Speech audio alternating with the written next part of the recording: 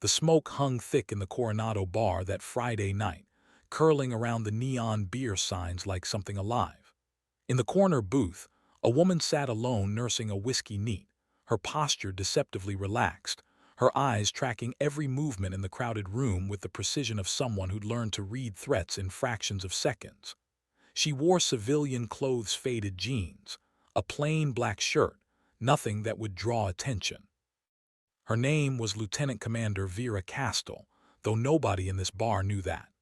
Nobody knew she'd spent the last 11 years in naval special warfare, or that her call sign, Whisper, had become something of an urban legend in SEAL teams across the Pacific Fleet. They didn't know because she didn't want them to know. That was the whole point of being here tonight, blending into the background, watching, learning what new recruits really thought when they believed no officers were listening. The noise level rose as another group pushed through the door, fresh-faced kids barely out of basic underwater demolition training, their crew cuts still stark against sunburned necks, their voices loud with the kind of bravado that comes from surviving Hell Week and thinking you've conquered the world.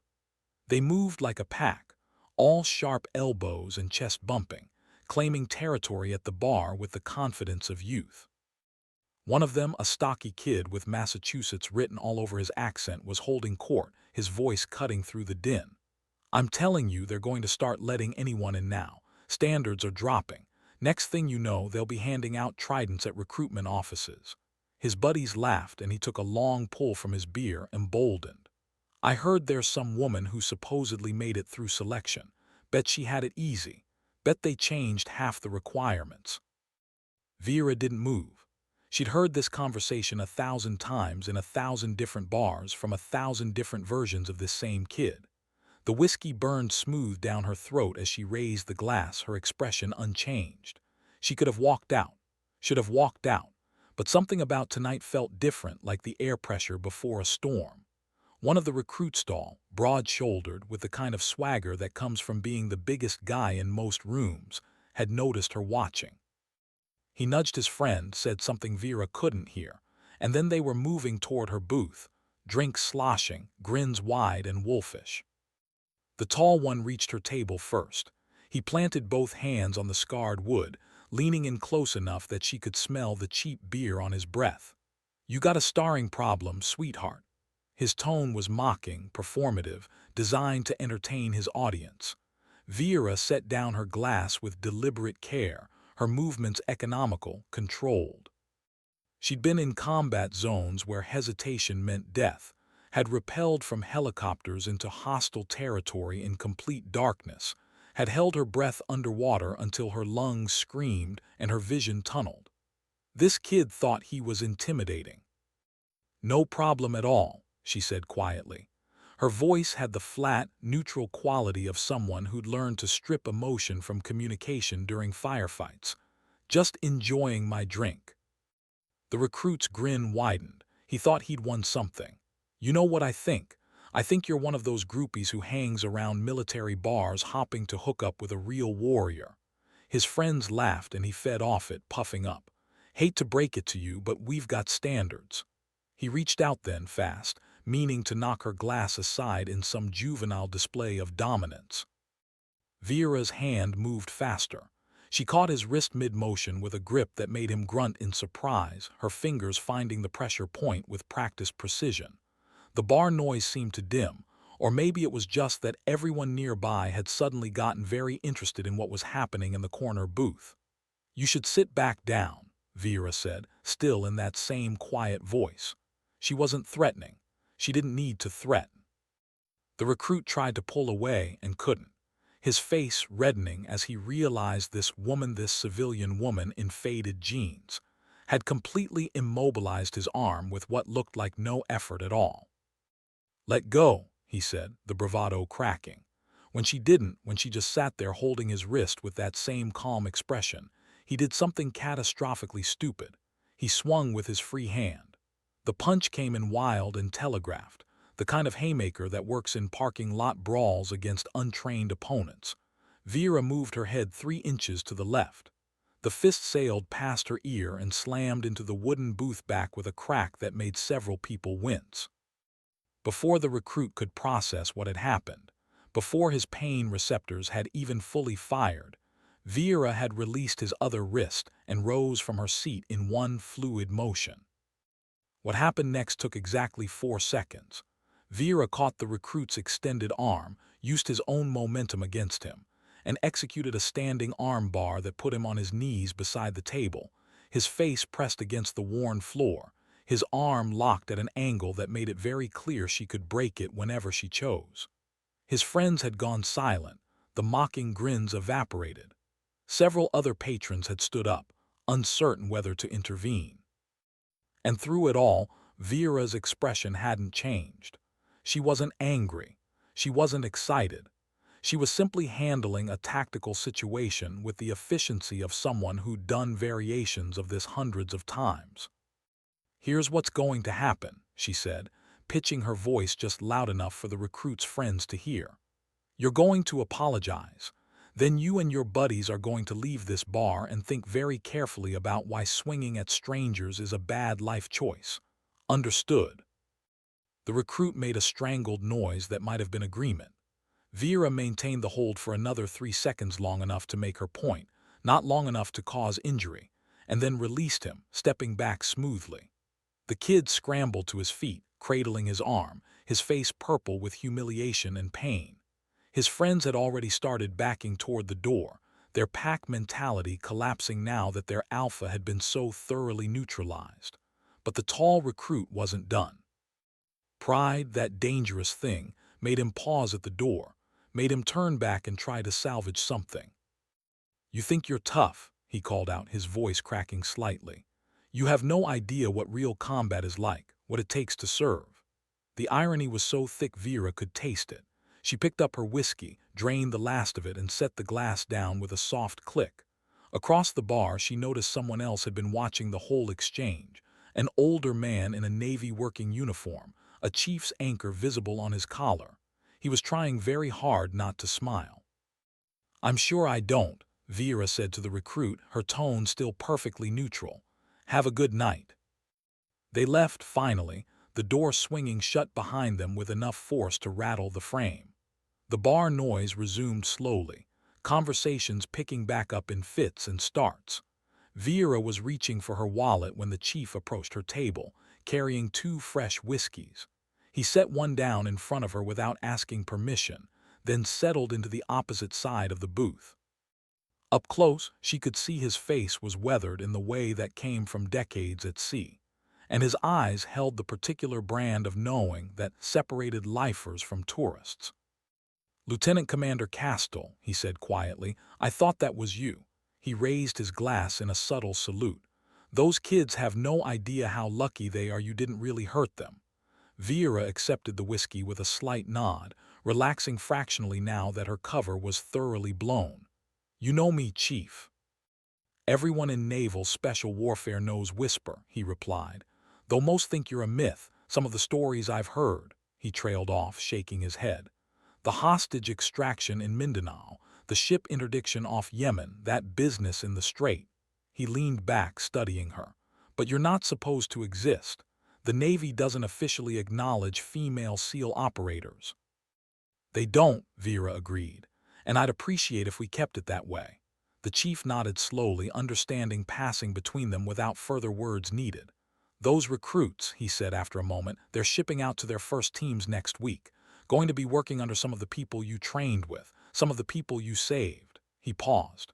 "They really don't know." Vera swirled the whiskey in her glass, watching the amber liquid catch the light.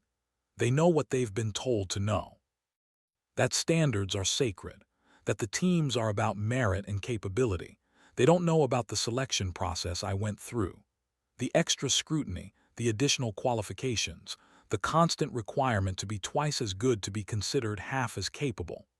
Her voice remained even, but something hard had entered it, a edge honed by years of fighting to prove herself in a world that wanted her to fail.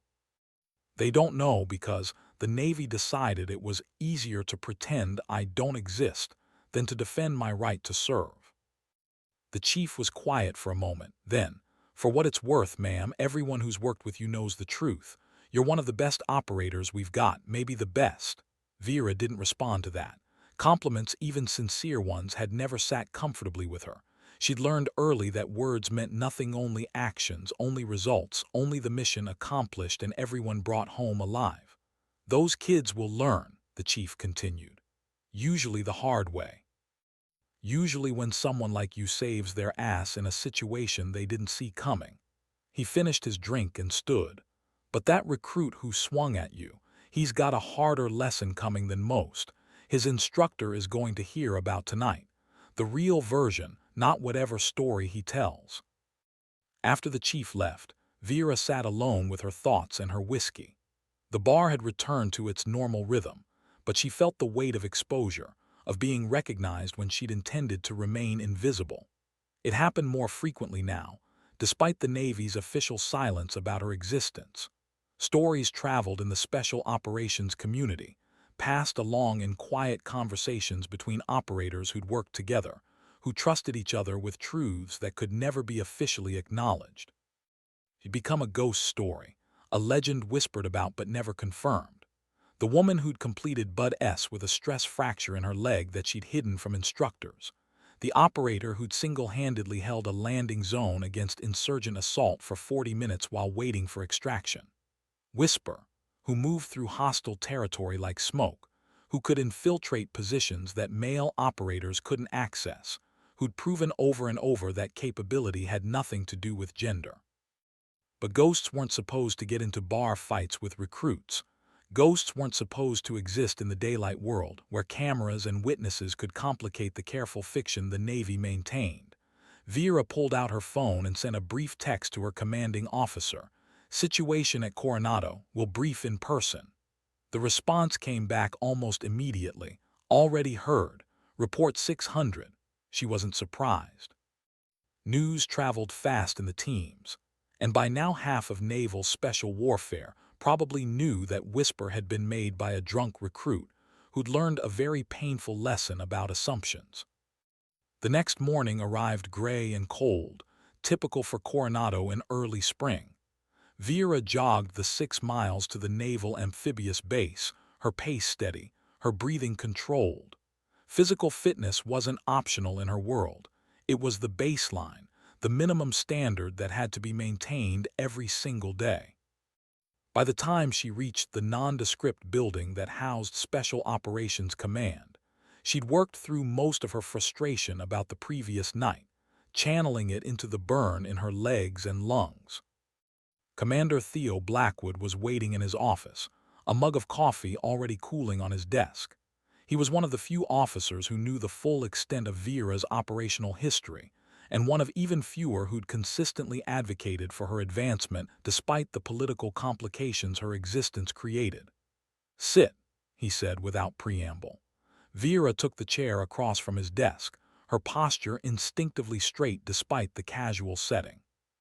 Years of military bearing didn't disappear just because you were in a closed-door meeting. "Tell me what happened," Blackwood said. So she did, giving him the facts in clipped, precise language, the recruit's approach, the escalation, her response, the chief's recognition. Blackwood listened without interrupting, his expression unreadable. When she finished, he was quiet for a long moment. "The recruit filed an assault complaint this morning," he finally said. "Vera had expected that. He claims you attacked him unprovoked. His friends are backing his story. She'd expected that too." His instructor, however, received a very different account from multiple witnesses, including a master chief who happens to command a great deal of respect in this community. Blackwood's mouth twitched slightly, not quite a smile. "The complaint has been withdrawn, and the recruit is currently running penalty laps until someone decides he's learned humility." But, Blackwood continued, and there it was, the complication Vera had been waiting for. "This creates a problem for us. For you specifically. Your cover as a non-existent operator is compromised.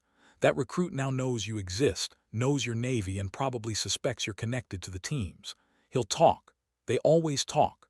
Vera nodded slowly. She'd known this was coming, had known from the moment her hand caught that wrist last night that she'd crossed a line from shadow into light. "What's the recommendation?" she asked. Blackwood leaned back in his chair, studying her. Official recommendation is to pull you from active rotation, assign you to a training position where your skills can be utilized without the operational security complications. Keep you stateside, reduce exposure, let the story fade into the noise. He paused. Unofficial recommendation is that you take one last deployment, something significant, something that reminds everyone why you earned that trident in the first place. The choice hung in the air between them. Safety or risk, visibility or effectiveness. Vera had spent 11 years in this gray space, operating in the margins, doing the work that needed doing while pretending she didn't exist. The idea of stepping back, of becoming a desk officer or an instructor, felt like suffocation. But the idea of one final deployment, one last chance to operate at the level she trained for, that sang in her blood like a familiar song. "What's the mission?" she asked.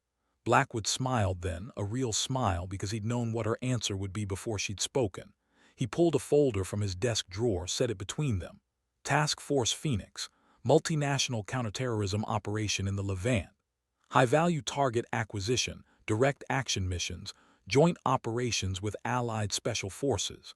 They need someone who can operate in environments where male operators draw too much attention, someone who speaks Arabic and French, someone who's proven they can handle pressure.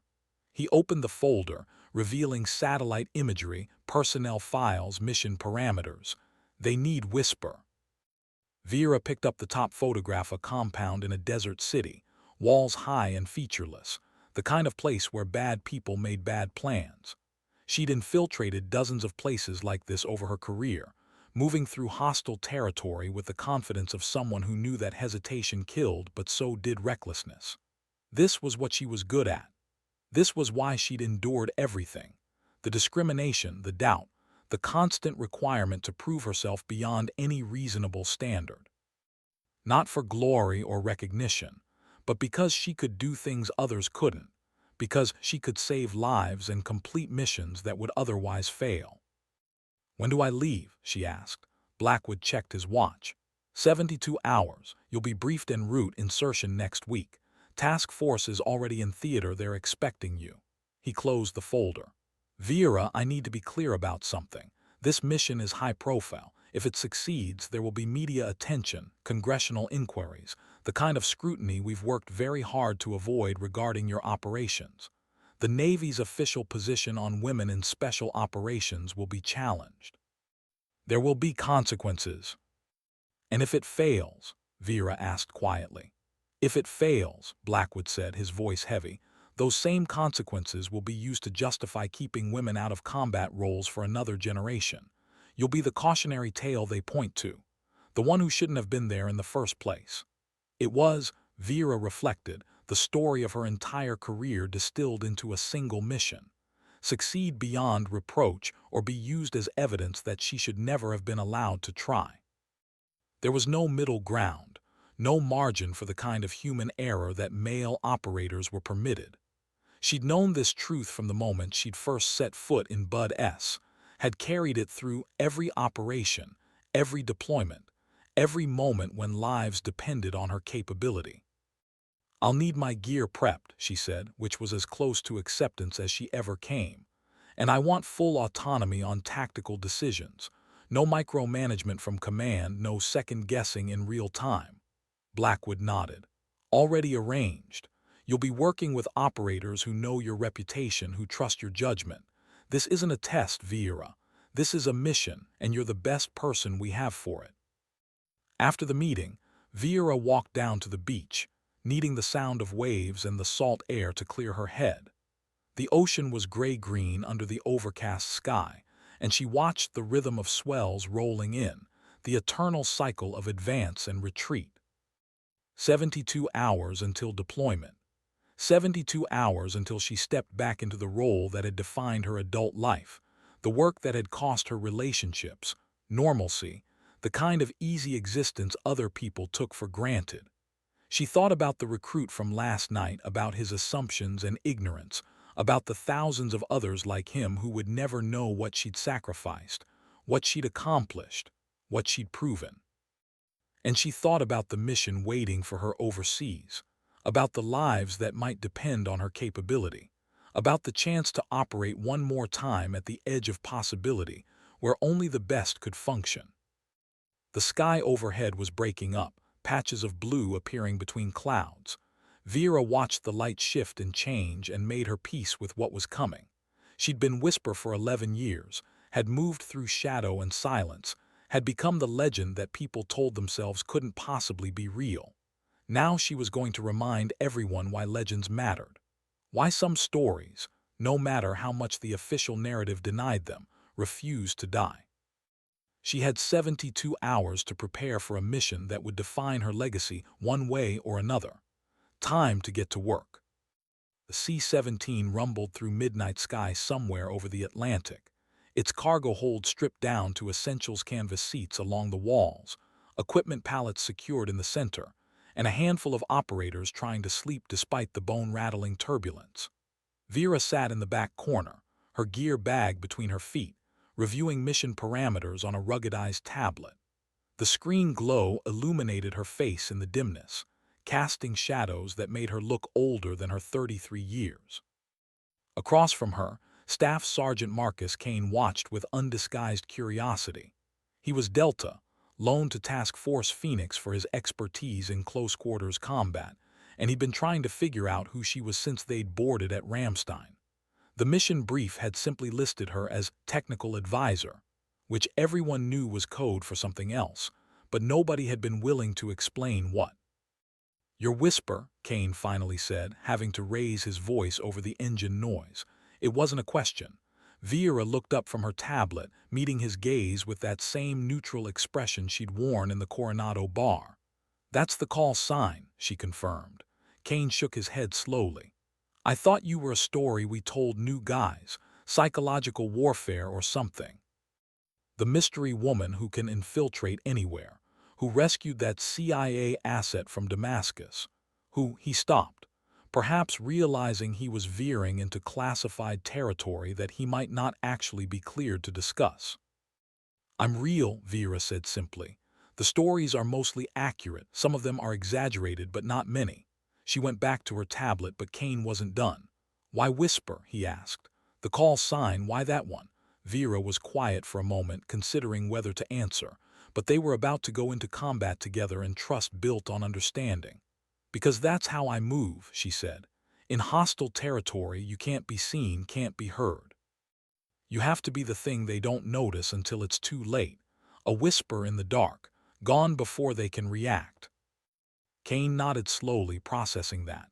"And the Navy just let you operate, given the politics." "The Navy," Vera said carefully, "needed someone who could do things male operators couldn't. Access places they'd stand out, build rapport with sources who wouldn't talk to American men. Once I proved I could handle the work, certain doors opened, quietly, unofficially, with the understanding that I would never officially exist." She glanced up. "You seem uncomfortable with that." Kane shrugged.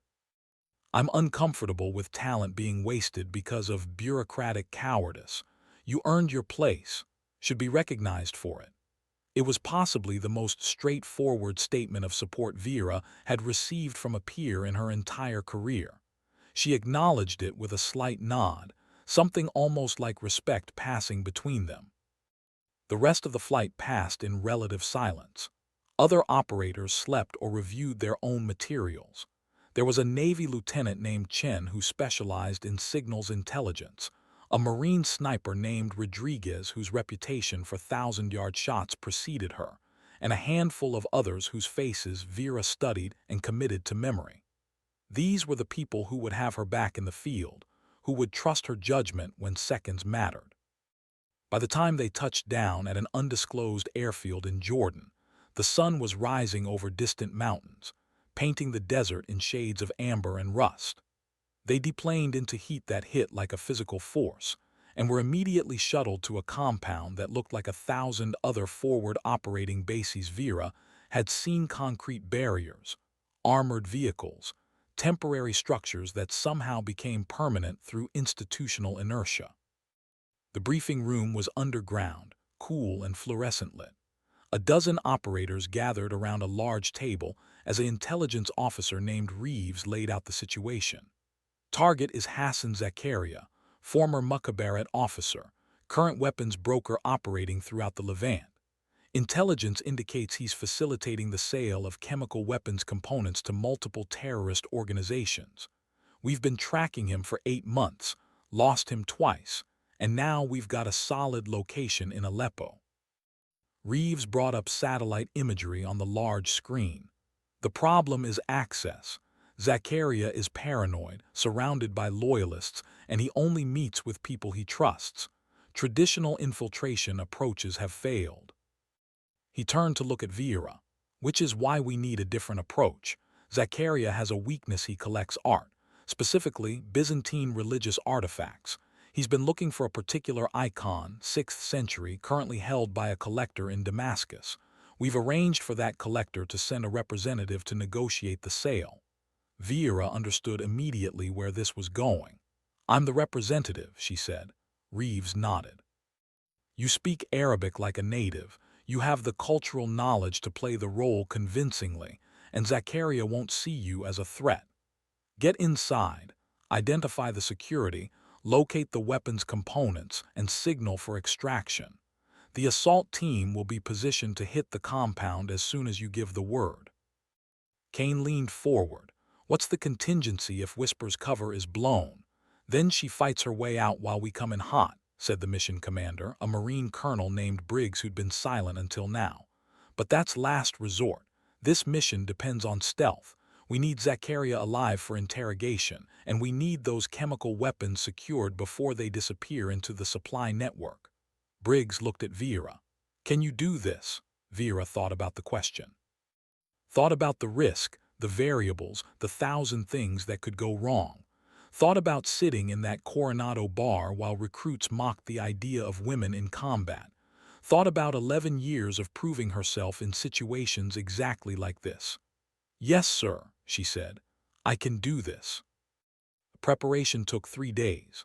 Vieira spent hours with the intelligence team, memorizing Zakaria's file, studying his patterns, learning everything about the art dealer she was supposed to be.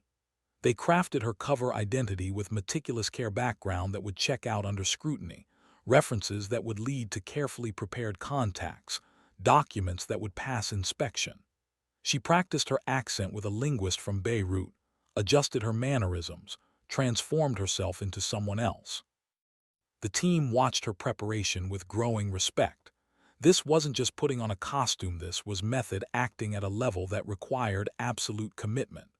By the time Vieira looked at herself in the mirror wearing traditional dress and minimal makeup, she barely recognized her own reflection. The Navy SEAL was gone. In her place was a Syrian art dealer named Samira Haddad, cultured and confident. "You're not nervous," Rodriguez observed on the second day, finding Vieira on the compound's makeshift firing range, putting rounds down range with mechanical precision. "Should you be nervous?" Vieira cleared her weapon and set it down carefully before responding. "Nerves are just your body preparing for action. I channel them into focus. Fear makes you sharp if you don't let it control you." Rodriguez picked up the target sheet, examining the tight grouping. "All headshots. You planning on things going sideways?" "Always plan for things to go sideways," Vieira said. "Hope they don't, but never assume they won't." They stood together in the desert heat, two women who'd fought their way into roles that institutions had tried to deny them. Rodriguez had been the first female Marine sniper to deploy in combat, had faced her own battles with discrimination and doubt. "You know what happens if this mission succeeds?" Rodriguez asked quietly. "They'll never admit you were here, never acknowledge what you did. The credit will go to the unit, to the task force, but not to you specifically." Vieira had made peace with that reality a long time ago. "I don't do this for credit," she said. "I do this because I can, because someone needs to, because lives depend on people being willing to operate in the margins where glory doesn't exist." She picked up her weapon again, checked the chamber. "The mission is what matters. Getting it done right, bringing everyone home. That's the only recognition that counts." The night before insertion, Vieira couldn't sleep. She sat on the roof of her quarters, watching stars wheel overhead in the crystalline desert sky, thinking about all the operations that had led to this moment. She thought about the women who would come after her, who would face similar struggles, who would be told they weren't strong enough, fast enough, good enough. She thought about the possibility that success here might open doors that had been closed for generations. And she thought about the possibility that failure would slam those doors shut forever. Second thoughts. Commander Blackwood's voice came from behind her. He'd flown in that afternoon, ostensibly to oversee final preparations, but Vera suspected he'd come to check on her specifically. She didn't turn around. No second thoughts, just first thoughts about what comes after. Blackwood settled beside her, his own gaze finding the stars. After this, regardless of outcome, things change for you. The Navy can't keep pretending you don't exist, not after an operation this visible. You'll have to decide who you want to be when the shadows aren't an option anymore. Vera considered that. The shadows had been comfortable in their way. Operating without recognition meant operating without scrutiny, without politics, without the weight of representation. But it also meant operating without acknowledgement, without the ability to mentor openly, without changing the system that had tried so hard to exclude her. "I want to be what I've always been," she finally said. "An operator, someone who gets the mission done. If that means stepping into the light, then that's what happens. But I'm not going to become a symbol or a spokesperson or a political football. I'm just going to keep doing the work." Blackwood nodded slowly. "Fair enough. But understand after tomorrow that choice might not be entirely yours. Success at this level draws attention, creates narratives. You may find yourself serving a larger purpose whether you want to or not." He stood to leave, then paused. "For what it's worth, Vera, you're the best operator I've ever worked with. Gender has nothing to do with it. You're simply the best." Alone again, Vera watched the sky lighten in the east, the first hint of dawn creeping across the horizon. In a few hours, she would become Samira Haddad, would walk into Zacaria's compound carrying a briefcase and a convincing story, would identify threats and assets while maintaining her cover, would signal the assault team and pray that timing and luck held.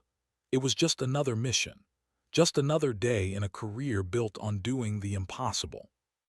She thought about that recruit in Coronado, about his ignorant assumptions, about how his worldview would shatter if he knew what she was about to do. And then she stopped thinking about him entirely, because he and everyone like him weren't worth the mental energy. The only thing that mattered was the mission. The only thing that ever mattered was the mission.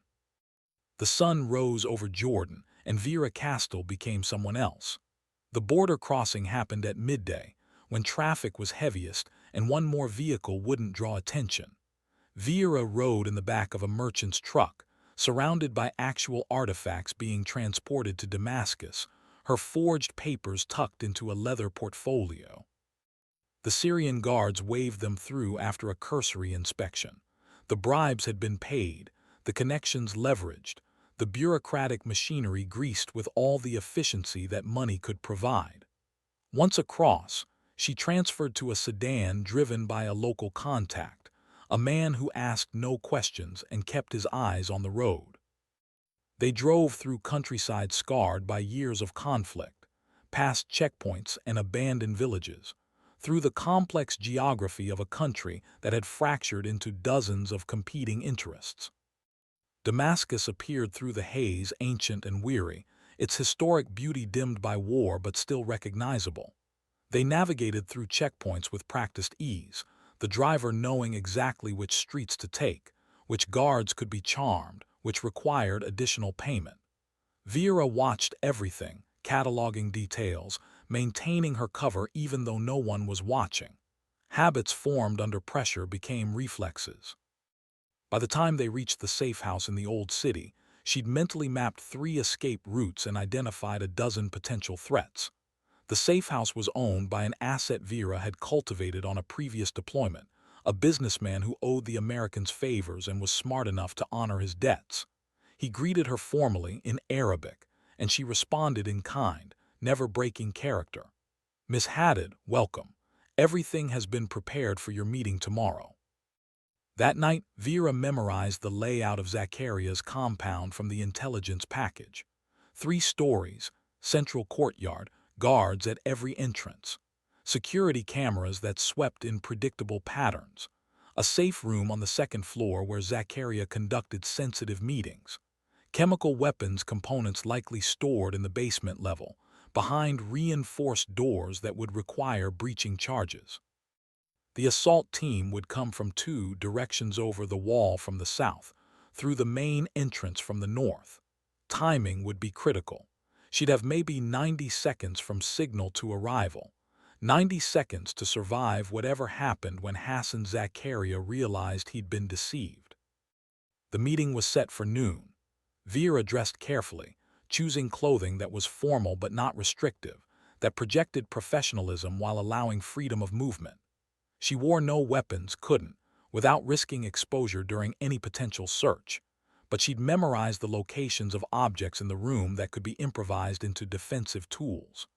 The briefcase contained actual documentation about the Byzantine icon, enough real information that casual scrutiny would find nothing suspicious. Hidden in the lining was a beacon that would transmit her signal when activated. The driver took her through Damascus to the Almeze district, where Zakaria maintained his compound behind high walls and armed security.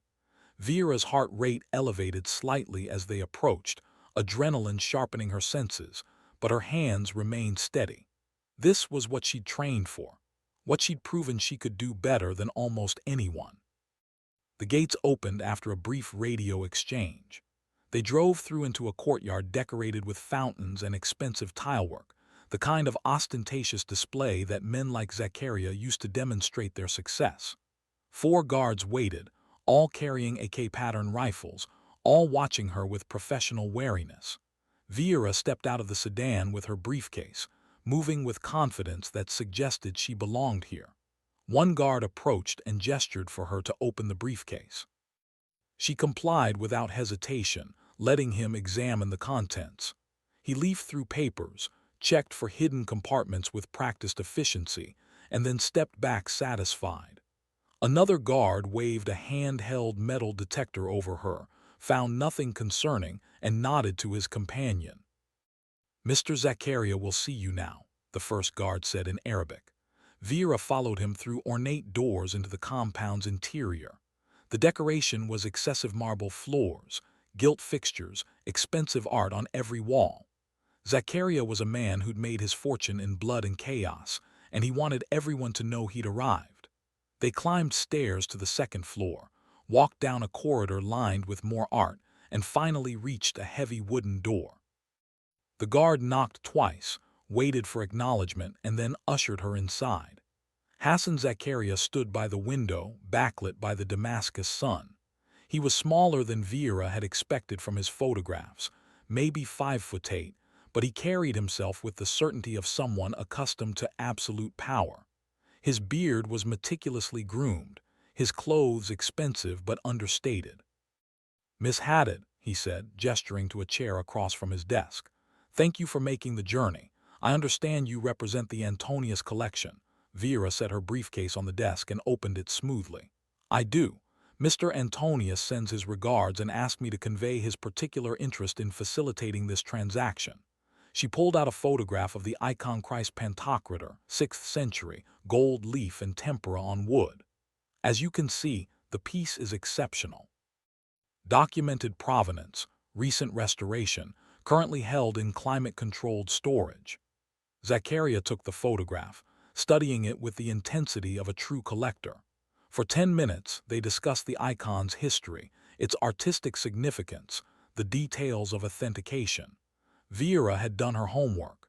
She could speak authoritatively about Byzantine art because she'd spent 3 days learning everything the intelligence team could provide. Zakaria seemed impressed. "You are quite knowledgeable, Miss Haddad. It's rare to find someone who can discuss such matters with genuine understanding." He set down the photograph. "However, I must be honest with you. In my business, one learns to be careful, exceptionally careful. The Syrian conflict has brought many opportunists, people who are not what they claim to be." The temperature in the room seemed to drop. Vera maintained her pleasant expression, but her awareness spiked. Had she been made? Was this the moment everything fell apart? "I understand completely," she said smoothly. which is why Mr. Antonius provided references, documentation, everything necessary to establish credibility. Trust must be earned, especially in such transactions. Zaccaria walked to his desk, pressed a button. Two more guards entered, flanking the door. I'm sure you'll understand then when I say I need to verify your identity more thoroughly. He pulled out a satellite phone. I'm going to call Damascus, speak with some contacts who can confirm your background. This may take some time. I hope you're comfortable waiting. Vera had no choice but to agree. She sat in the chair, projecting calm while her mind raced through contingencies. If Zaccaria's contacts in Damascus were thorough enough, if they asked the wrong questions of the wrong people, her cover would collapse. The CIA had built her legend carefully, but no cover was perfect. She had maybe 30 minutes before this situation became critical. The guards remained by the door, their posture relaxed but their attention fixed on her. Zaccaria made his calls, speaking in rapid Arabic, asking questions about art dealers and transactions and references that Vera had carefully prepared. She listened without seeming to listen, tracking each conversation, gauging whether danger was approaching. Through the window, she could see the courtyard below, the sedan that had brought her, the walls that enclosed this compound. Beyond those walls, Rodriguez was positioned on a rooftop with her rifle. Kane and his team were waiting in a van 3 blocks away, and command was monitoring every signal. But they were all too far away to help if this went wrong in the next few minutes. Zaccaria finished his calls. He set down the phone and studied Vera with an expression she couldn't quite read. Your references check out, he said finally. Mr. Antonius is well known in certain circles and several people vouch for your expertise. I apologize for the caution, but these are dangerous times. Relief flooded through Vera, though she showed nothing. No apology necessary. Prudence is wisdom in uncertain circumstances. Zaccaria smiled. Indeed, now let us discuss terms. For the next 20 minutes they negotiated price and delivery. Vera played her role perfectly, advocating for her client's interests while acknowledging Zaccaria's concerns. They agreed on an amount, discussed logistics, set a timeline for the exchange. And through it all, Vera's eyes tracked details. The guard rotation patterns visible through the window, the security camera in the corner, the heavy door that likely led to the safe room. Before we finalize, Zaccaria said, I'd like to show you something, a gesture of good faith, one collector to another. He stood, gestured for her to follow. Vera's instincts screamed warning, but refusing would break cover. She stood, keeping her briefcase in hand, following Zaccaria toward that heavy door. The guards didn't move, which meant whatever was behind that door, Zaccaria felt confident showing her. The door opened onto a stairwell leading down, basement level. Exactly where intelligence suggested the chemical weapons were stored. Vera descended the stairs, her mind calculating angles and distances, preparing for violence even as she maintained her pleasant expression. The basement was climate-controlled and surprisingly modern, all concrete and steel. Zaccaria led her past several locked doors to one at the end of the corridor. He entered a code on a keypad and the door hissed open. Inside was a small room lined with shelves, and on those shelves were artifacts that made Vera's breath catch. Byzantine icons, ancient manuscripts, jewelry that belonged in museums. Zaccaria's private collection, worth millions, stolen or smuggled from across the Middle East. Beautiful, yes, Zaccaria said, clearly pleased by her reaction. I've spent years assembling these pieces. Each one tells a story of survival, of culture enduring through chaos. But Vera wasn't looking at the artifacts. She was looking at the door across from this room, at the biometric lock that secured it, at the hazmat warning symbols that confirmed what was stored inside. That door, she said carefully. What's beyond it? Zaccaria's smile faded.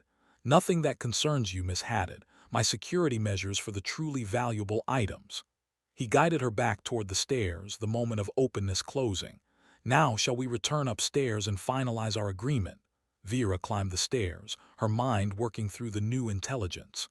Biometric lock meant fingerprint or retinal scan, which meant breaching would be more complicated. The assault team would need cutting torches or shaped charges.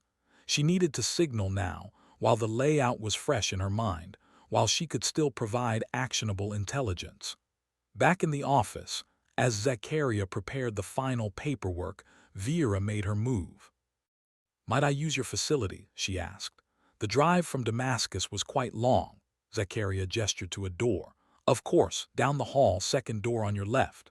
Vera walked into the hallway, the guard from earlier shadowing her movements. She entered the bathroom, closed the door, and immediately reached into her briefcase lining. Her fingers found the beacon, activated it with a double press. No sound, no indication, but the signal was transmitting. She had 90 seconds. Maybe less if Zakaria had monitoring equipment that detected unusual electromagnetic frequencies. Vera flushed the toilet for appearance, washed her hands, and stepped back into the hallway. The guard was exactly where she'd left him, expression unchanged. She returned to the office where Zakaria waited with documents. "Excellent," he said. "If you'll just sign here, we can consider this matter concluded." Vera picked up the pen, knowing that somewhere outside these walls people were moving. Rodriguez would be adjusting her position, sighting in on the compound. Kane would be checking his gear, preparing to breach.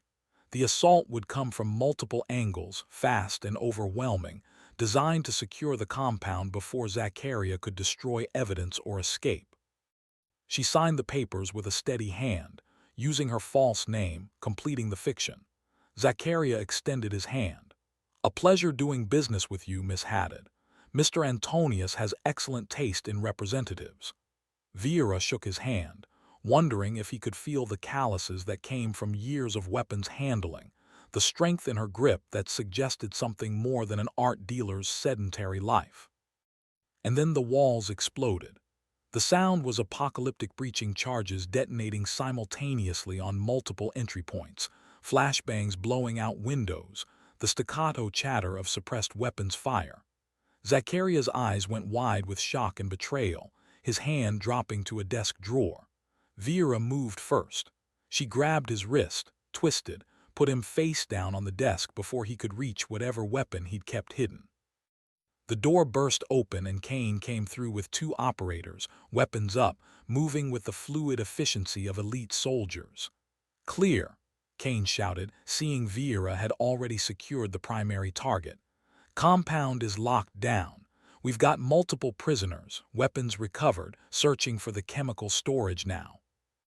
Vera maintained her hold on Zakaria, who'd stopped struggling. The fight had gone out of him the moment he'd realized how thoroughly he'd been deceived.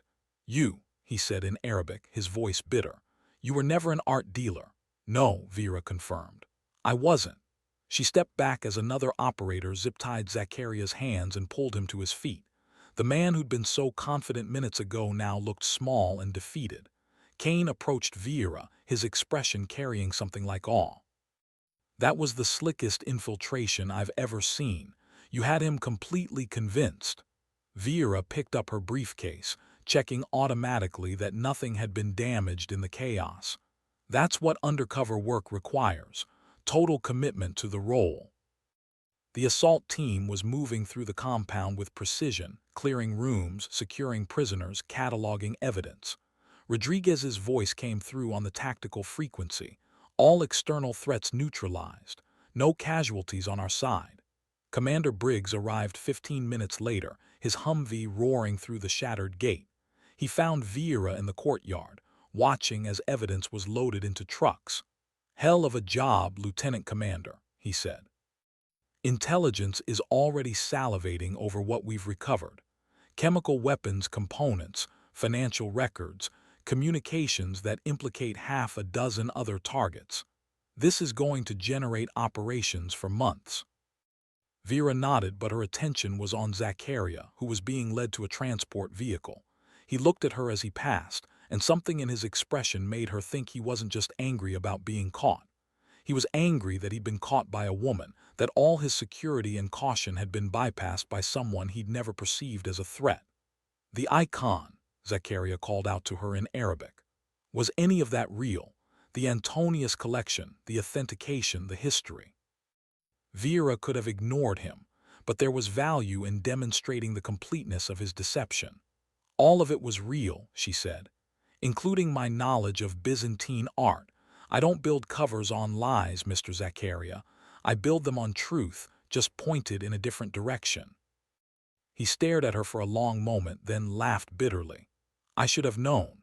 In my experience, the most dangerous people are the ones you don't see coming. Then he was gone, loaded into the vehicle, heading toward detention and interrogation. Vera stood in the ruined courtyard as the sun began its descent toward the Damascus skyline and felt the weight of the mission settle on her shoulders. Success.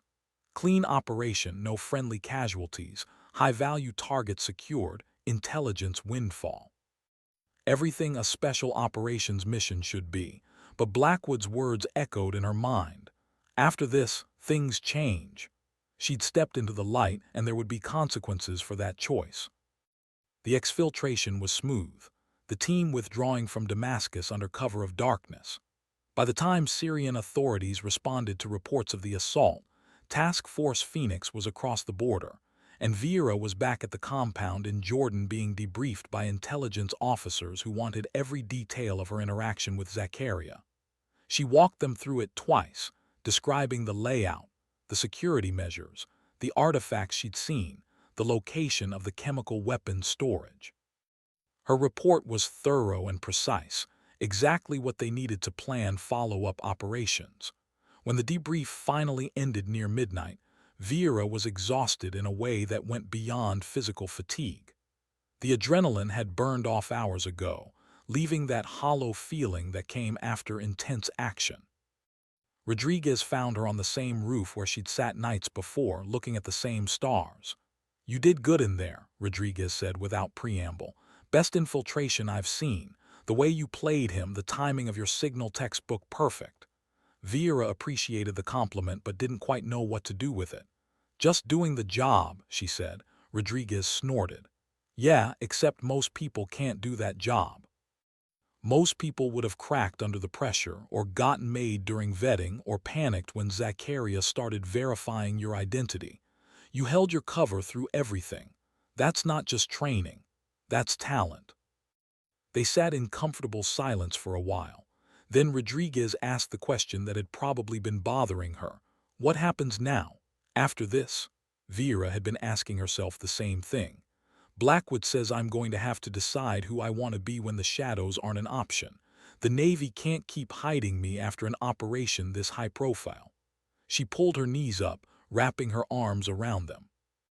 "Part of me wants to stay exactly where I've been operating quietly, doing the work without recognition. But another part," she trailed off, uncertain how to articulate the feeling.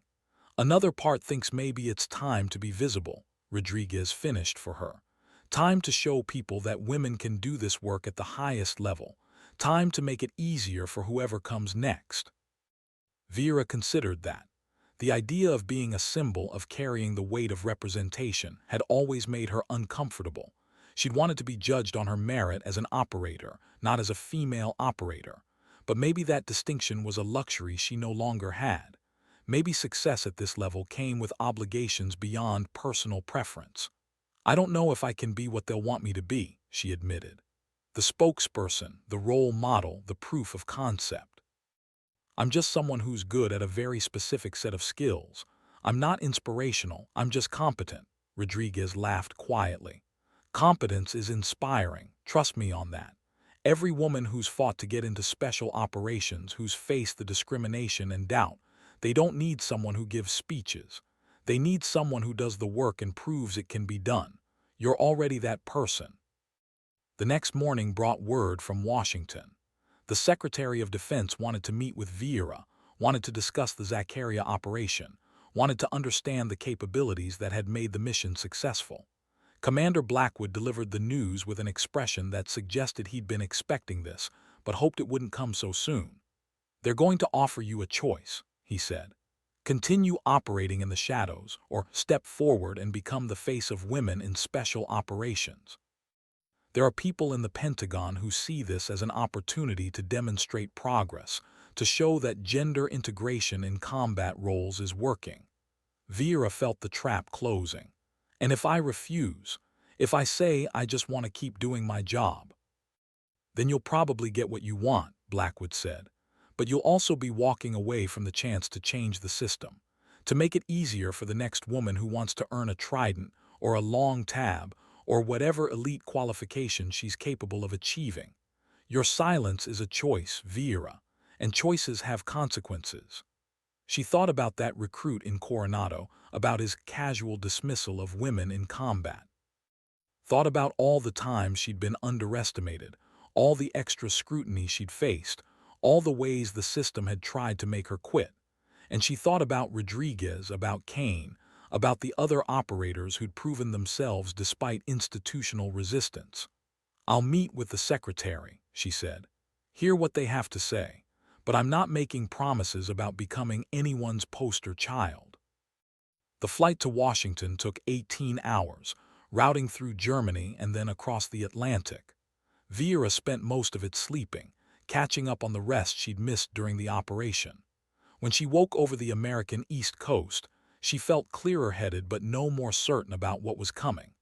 They landed at Andrews Air Force Base in early morning, and a car took her directly to the Pentagon. The building was exactly as imposing as she remembered from her previous visits, all bureaucratic weight and institutional power made manifest in concrete and offices. Blackwood had flown in separately and met her at the security checkpoint. "The secretary cleared his schedule for this," he said as they walked through corridors. "That should tell you how seriously they're taking it." The Secretary of Defense's office was surprisingly modest, given his position. Marcus Chen had been in the job for 2 years, a former Marine general who'd earned respect across service branches. He stood when Vera entered, extending his hand. "Lieutenant Commander Castell, thank you for coming." They sat, and Chen didn't waste time on pleasantries. "I've read the mission reports, seen the intelligence you recovered, talked to the task force commander about your performance. By any metric, you executed one of the most successful special operations infiltrations in recent memory." He leaned forward. "The question now is what we do with that success." Vera had expected this conversation, but hearing it laid out so directly still made her uncomfortable. "With respect, sir, I don't understand what you mean by do with it. The mission is done. The target is secured. I'm ready for the next assignment." Chen smiled slightly. "I'm sure you are. But the political reality is more complex. The Navy has been operating you in an unofficial capacity for over a decade, bypassing the restrictions on women in special operations through creative interpretation of rules. That worked fine when you were a secret. Now you're not a secret anymore." He pulled out a folder, opened it to reveal what looked like media clippings and congressional correspondence. "The Zakaria operation is already generating attention. Journalists are asking questions about the tactical team, about how we infiltrated his compound. Congressional oversight committees want briefings, and certain members of Congress are pushing to use this as leverage to open all special operations roles to women officially." Vera began to understand the scope of what she'd stumbled into. This wasn't just about one mission anymore. This was about policy, about politics, about decisions that would affect military structure for generations. "You want me to testify," she said, "to go public with my service record, to be the example that justifies changing policy." Chen nodded. "That's one option, the option that a lot of people in this building support. You're credible, you're decorated, and you've proven beyond any doubt that gender has no bearing on operational capability. Your story could be incredibly powerful." He paused. "But I'm not going to order you to do that. This decision has to be yours." "What's the alternative?" Vera asked. "The alternative is you return to active rotation, continue operating the way you have been, and we maintain the status quo. You stay in the shadows, the Navy continues its unofficial workarounds, and the policy debate continues without you."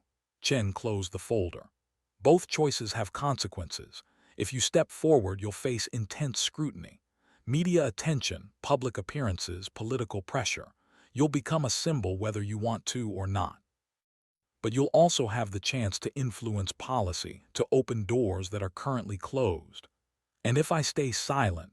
Vera prompted.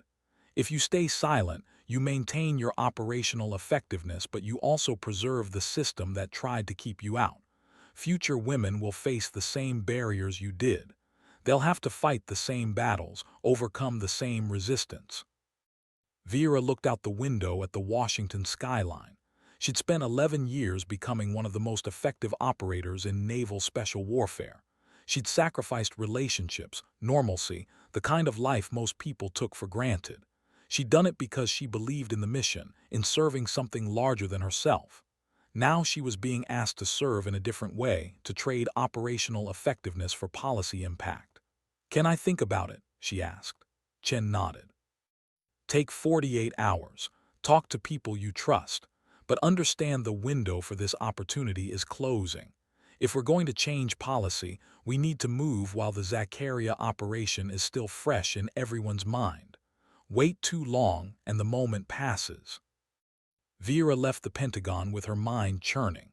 She took a taxi to Arlington, found herself walking through the rows of white headstones without quite planning to. She'd lost friends in combat, operators who'd sacrificed everything in service of missions that the public would never know about. Some of them were buried here, their stories classified, their heroism acknowledged only by the people who'd served beside them. She found one grave in particular: Lieutenant Nathan Cross, killed in action during a raid in Afghanistan. He'd been her teammate during her first deployment, had treated her as an equal when others had doubted.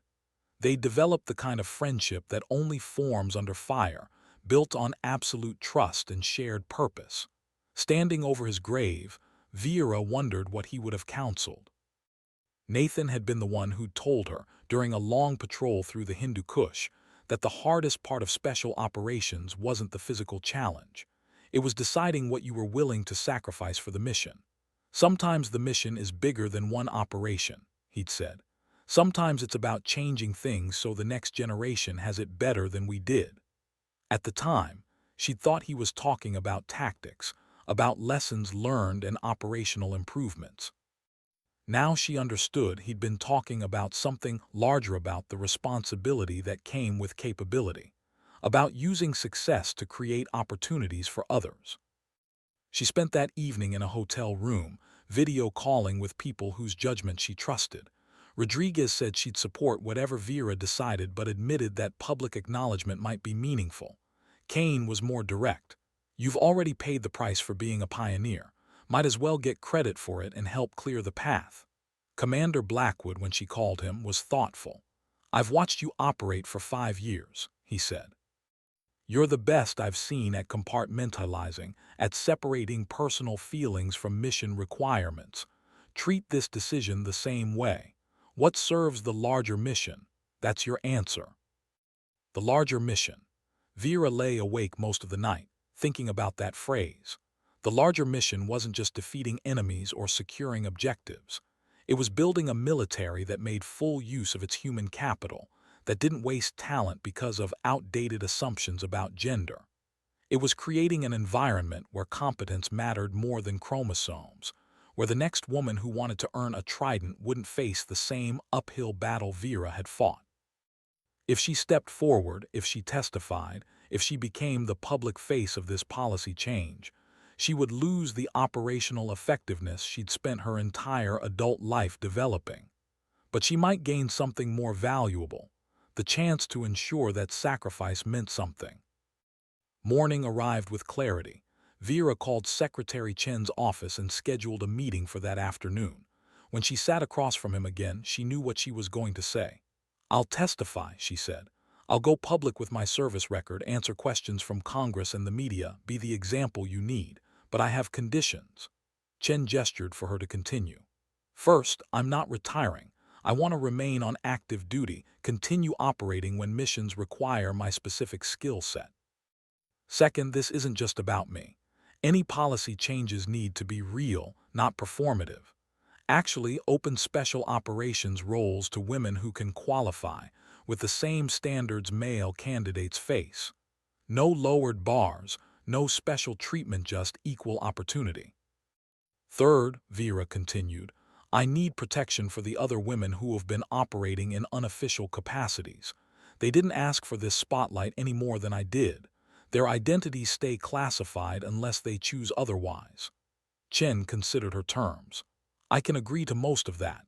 Keeping you on active duty might be challenging. Your face will be everywhere after this. But we can probably find operational roles that utilize your expertise without putting you in situations where your recognition becomes a liability." He extended his hand. "You're doing something important here, Commander. I want you to know that." The congressional testimony was scheduled for 2 weeks later, time for Vera to prepare and for the Pentagon to coordinate messaging. She spent those weeks in a strange limbo between military and civilian life, being coached by public affairs officers on how to interact with media, being briefed by legal teams on what she could and couldn't discuss regarding classified operations, being fitted for a dress uniform that she'd rarely worn in her career. The uniform felt strange after years of operational gear. The ribbons and medals representing campaigns and deployments she'd never been officially credited for now suddenly displayed for public consumption.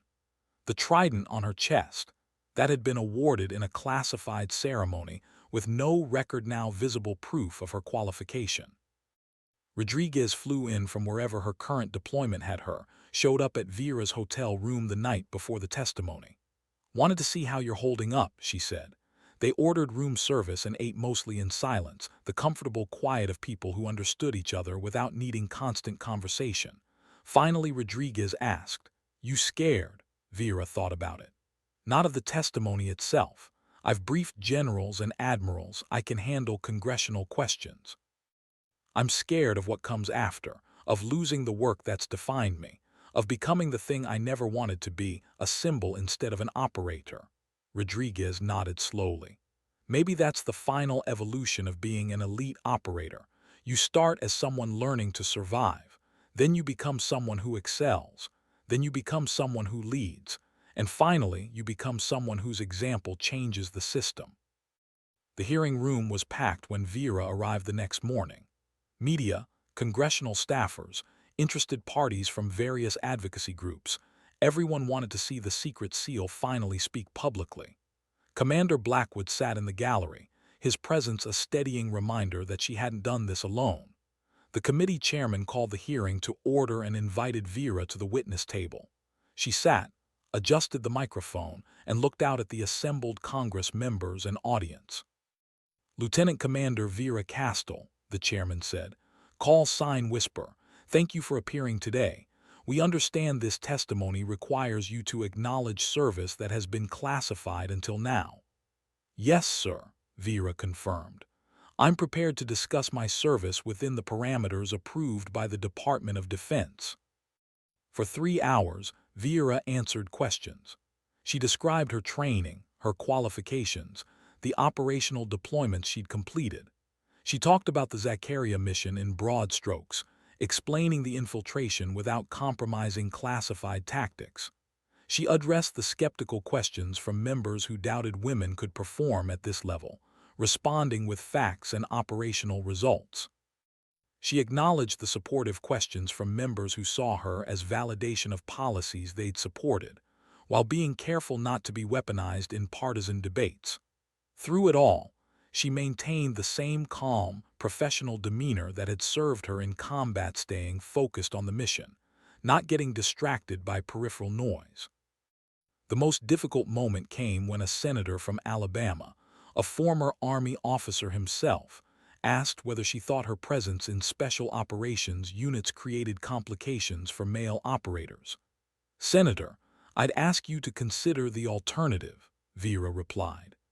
"The Zakaria operation required someone who could access a target that male operators couldn't reach. Without that capability, we either don't attempt the mission, or we attempt it with a much higher risk profile that likely results in casualties. My presence didn't create complications. It created options that wouldn't have existed otherwise." She paused, choosing her next words carefully. "Every operator brings specific capabilities to a team. Some excel at languages, some at technical skills, some at building rapport with local populations. Gender is just another variable in that equation.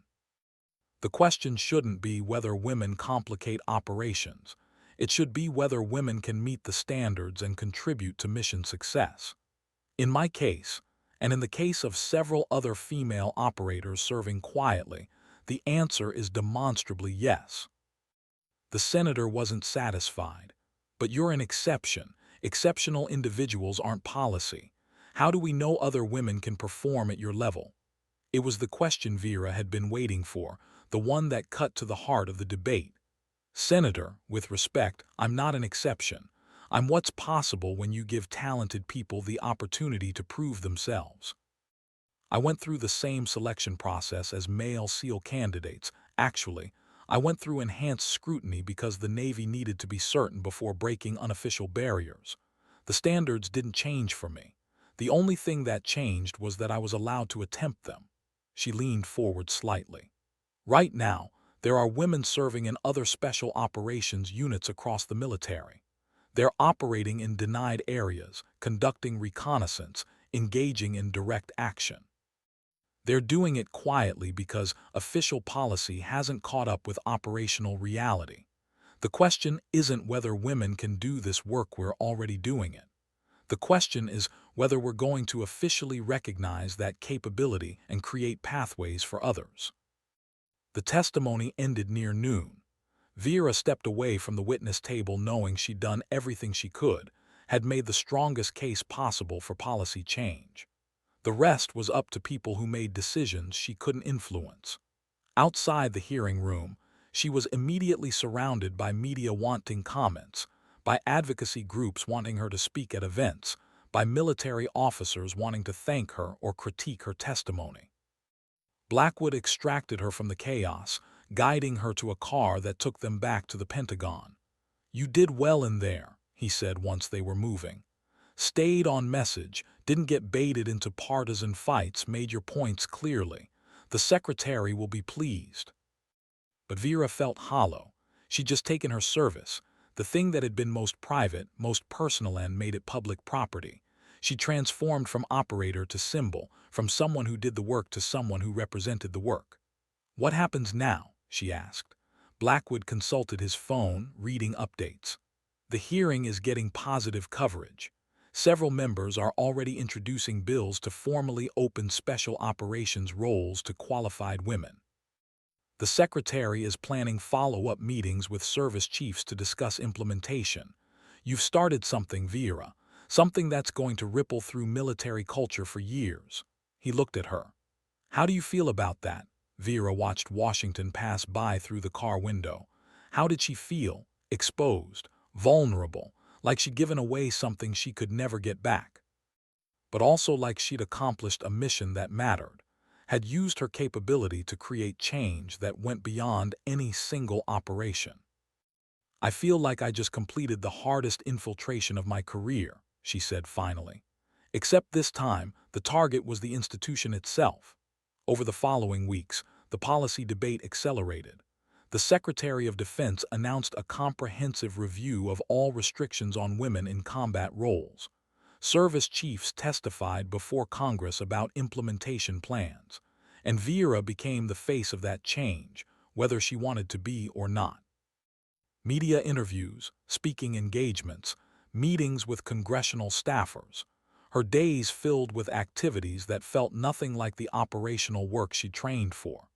She handled it with the same discipline she'd applied to everything else in her career, treating public advocacy as just another mission requiring different tactics.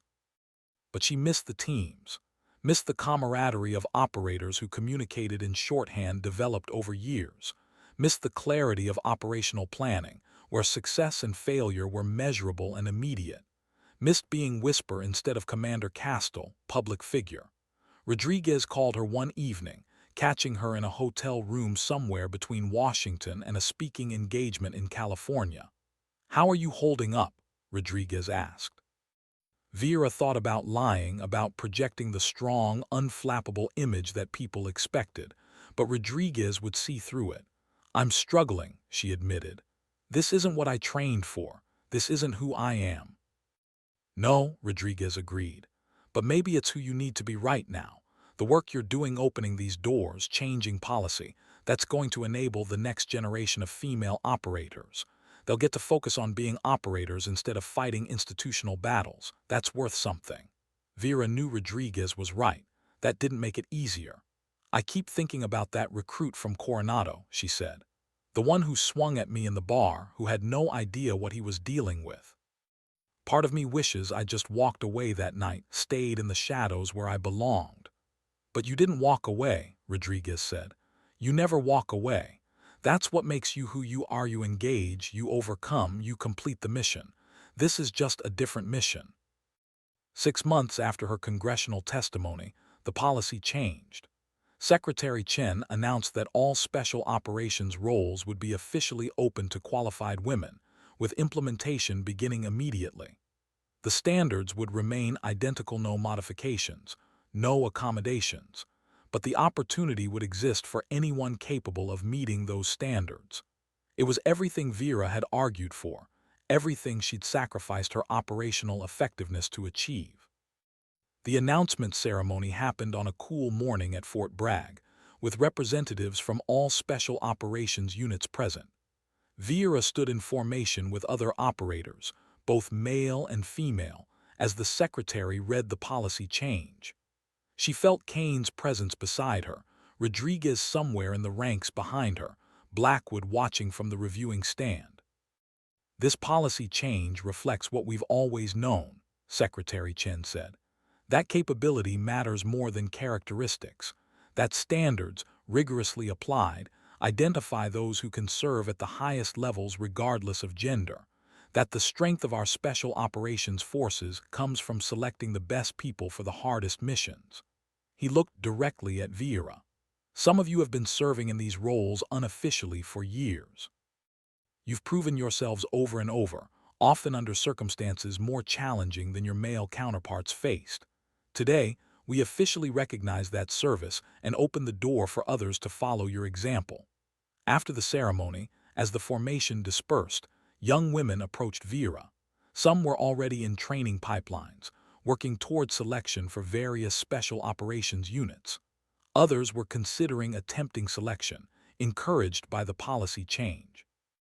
They wanted advice, wanted to hear that it was possible, wanted validation that the path was worth pursuing. Vera talked to each of them, offering what guidance she could. She told them about the physical requirements, the mental challenges, the importance of resilience and adaptability. She told them that standards wouldn't change, that they'd face scrutiny and doubt, that the work would demand everything they had. But she also told them that if they were capable, if they were willing to push through every obstacle, if they refused to quit, then they could make it. Because she had. Because others had. Because the door was now officially open. Will it be fair? One young Marine asked. Will we really get a fair shot, or will they find ways to keep us out? Vera understood the question. She'd asked herself the same thing 11 years ago when she'd first attempted Bud S. Fair is complicated, she said. You'll face extra scrutiny. You'll be held to higher standards because people will be looking for reasons to say you don't belong. You'll have to be better to be considered equal. That's not fair, but it's reality. So why do it? The Marine pressed. Why put yourself through that if the game is rigged? Vera thought about all the missions she'd completed, all the lives she'd saved, all the objectives she'd secured. Thought about standing in Zacaria's compound as the assault team breached, about the satisfaction of a mission executed perfectly. Thought about 11 years of doing work that mattered, of operating at the edge of possibility where only the best could function. Because the work is worth it, she said simply. Because you'll do things that matter, that save lives, that protect people who will never know your name. Because you'll become part of something larger than yourself. And because every time you succeed, you make it easier for the next woman. Eventually, if enough of us prove ourselves, the extra scrutiny fades. Standards become the only thing that matters. That's the goal. 1 year after the policy change, Vera was cleared to return to operational duty. Her face was still recognizable, her testimony still discussed in military circles, but the immediate media frenzy had died down. New stories had captured attention, new controversies had emerged. She was able to slip back into the shadows, not completely invisible but no longer in the spotlight. Her new assignment was with a joint task force operating in West Africa, combating terrorist organizations that threatened regional stability. It was good work, important work, the kind of mission that required the skills she'd spent her career developing. She deployed with a team that included several operators she'd worked with before, people who trusted her competence and didn't care about the political noise that had surrounded her testimony. They operated for 6 months, conducting raids, gathering intelligence, training local forces. Vera fell back into the rhythm of combat operations, the planning sessions, the rehearsals.